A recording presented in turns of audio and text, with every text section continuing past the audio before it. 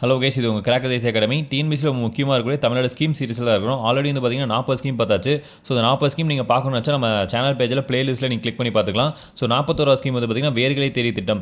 இது எப்போ கொண்டு வந்திருப்போம் பார்த்தீங்கன்னா 24 மே 2023. இது நடக்கக்கூடிய இடம் ரொம்ப முக்கியமான இடம். என்னென்னு பார்த்தீங்கன்னா சிங்கப்பூரில் வந்து பார்த்தீங்கன்னா முதலமைச்சர் ஸ்டாலின் அவர்கள் திட்டத்தை வந்து தொடங்கி வச்சிருப்பார். சரிங்களா? ஸோ திட்டத்தோட நோக்கம் என்னென்னு பார்த்தீங்கன்னா 18லேருந்து 30 வயசு இருக்கக்கூடிய தமிழர்கள் வந்து பார்த்தீங்கன்னா 2 வாரங்களுக்கு வந்து பார்த்தீங்கன்னா தமிழ்நாட்டுக்கு வந்து பார்த்தீங்கன்னா சுற்றுலா வர வைக்கிறது திட்டத்தோட நோக்கமாக இருக்குது. ஆண்டுதோறும் வந்து பார்த்தீங்கன்னா 200 இளைஞர்கள் வந்து பார்த்தீங்கன்னா இங்கே சுற்றுலா கொண்டு வரது திட்டத்தோட நோக்கமாக இருக்குது. ஸோ அடுத்த திட்டம் வந்து பார்த்தீங்கன்னா பசுமை தமிழ்நாடு இயக்கம் 2022 தொடங்கியிருப்பாங்க. எங்கேன்னு பார்த்தீங்கன்னா அண்ணா உயிரியல் பூங்கா, வண்டலூர், செங்கல்பட்டு மாவட்டத்தில்.